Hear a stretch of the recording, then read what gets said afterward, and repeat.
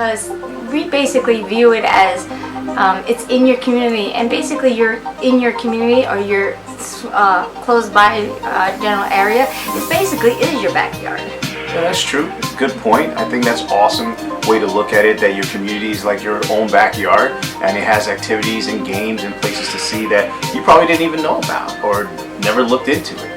But I think Joelly has a great idea about Backyard Adventure. She's going to be airing her channel pretty soon on YouTube. Definitely subscribe to her channel when she starts out. It's going to be action-packed with a lot of different events that she actually took footage of when she was out in Arizona of a couple of places. And speaking of that, we are also working on a web series called Nightfall, and it talks about sex trafficking and immigration and pretty much all the political bullshit that's going on in our world today. It's going to be in that web series, and it's going to be showing this U.S. retired soldier coming back from home after 5 years, and he discovered that his life is to shit, and he needs to rebuild his life again, and his wife and his kid left him, and he takes a contract job for $500,000, but is the job really what he thinks it is? And that's the secret to the show. So definitely check it out, definitely be a part of it. I mean, indie filmmaker Joelly will be helping me alongside with Kay Stevens and Saudia. Those are the team that we have on board, and possibly BK, who is interested in the project. So speaking about Nightfall and sex trafficking, well, I was out in Arizona and we were out there horseback riding. One of the ranchers had told us that the area out in Ohio is a big area for sex trafficking. Did you really know about that? No, I didn't know about that. I don't know if you guys knew about that. Again, comment below and let me know if there's any places you've been that you felt like there was sex trafficking going on, or if you have any information or any insights on this topic. It will be very helpful. We can actually add some feedback for the show or add it to the show and give you credits for it. All right, go back, Joelly. Well, we're also coming out with a web series called The Student. It is about a woman who is more like upscale type of woman, that she believes that she's better than everybody else, and she has some maid and stuff, and she thinks she's better, and she finds out later on that she doesn't have a high school diploma, and lo and behold, she ends up at the night school with her maid and her gardener. Oh, nice! Check that out. A new topic, a new twist. Definitely check it out and look forward to seeing The Student, Joelly. I had a question for you, and for all you guys out there, please, when I ask her these questions, if there's questions you want to give, I can always forward to her and we can do another video based on those questions. One of my questions was, do you think that Hollywood is changing and that they're losing a lot of their creativity and luster to the industry? I believe that Hollywood has changed due to the fact of the internet, due to the fact of social media. The old, I should say, way of doing things, even as an actor, like myself as an actor, or even you as an actor, we now could submit videos over to the internet and auditions, and my views in Hollywood is just they're rehashing, doing a lot of remakes. Yeah, like I hear a lot of audience members and people that I know, they don't want to see another action-packed superhero, or everything is basically redone from back from. I mean, don't get me wrong, these films are really good, and what was it? Top Gun was really good and everything. And well, it's funny, not to interrupt in what you're saying. It's funny that she was talking about Top Gun. I know Tom Cruise is coming out with Top Gun Part 2. And my only question is, don't get me wrong, I love Tom Cruise, always been a fan of Tom Cruise, loved his work, awesome professional actor, and always, give his 110% in his movies.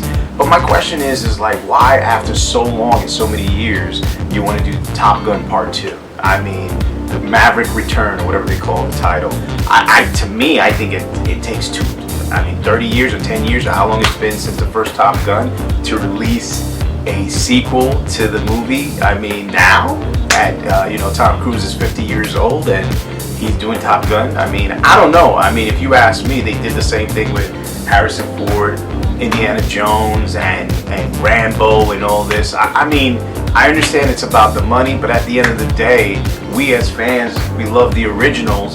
And yeah, you could make sequels, but after a while, too many sequels kind of ruin the franchise, I believe. Well, I believe, not to interrupt, but I do believe that all these movies that I've seen, I'm a lot of a fan of Sylvester Stallone. I'm a big fan of his. Rocky. You know, and just a lot of these different films. I really, don't get me wrong, I really love all these films and all these actors and everything.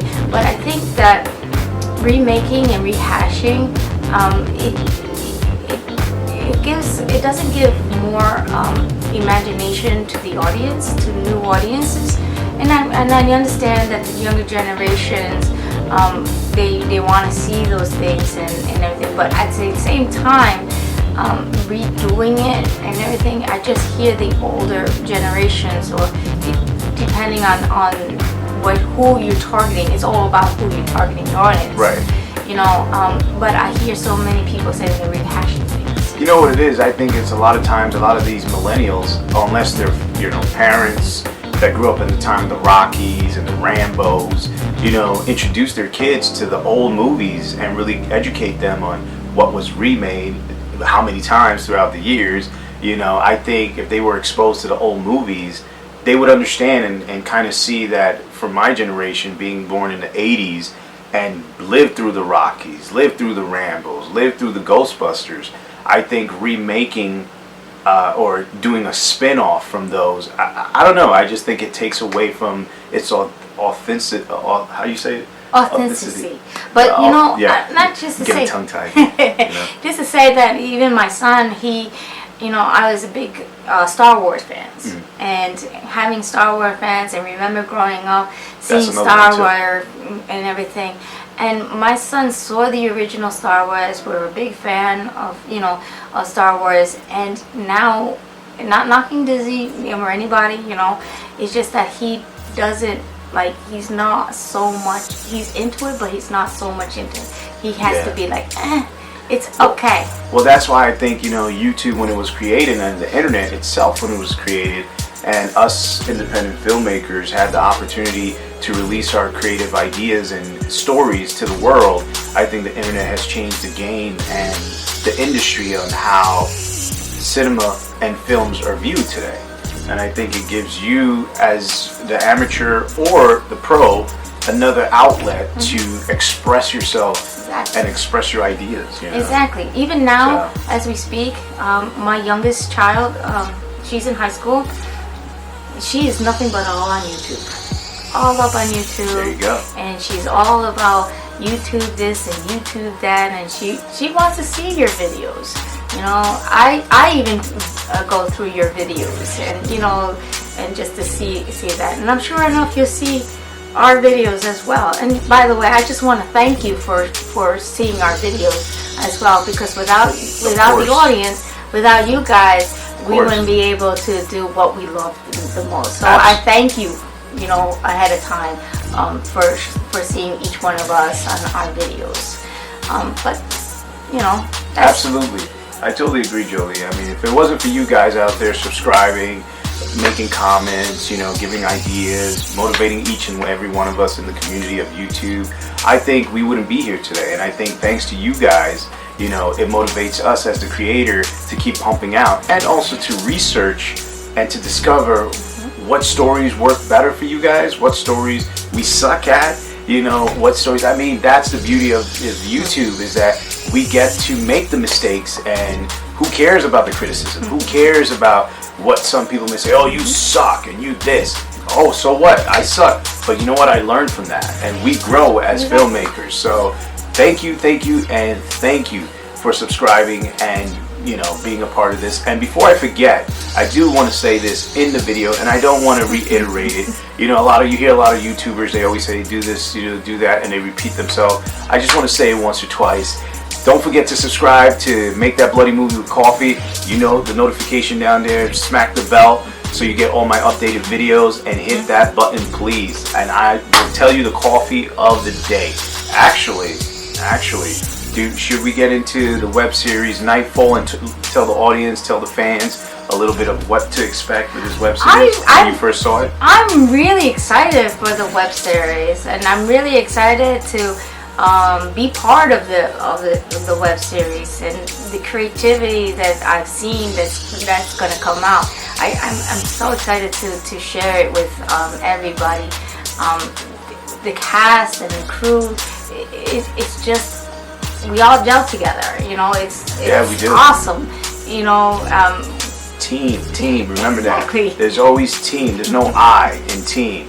You know, making films, you gotta have a team. You gotta have motivated, positive people that come together and believe in your vision and your story. And that's how things start to happen and magic start to happen.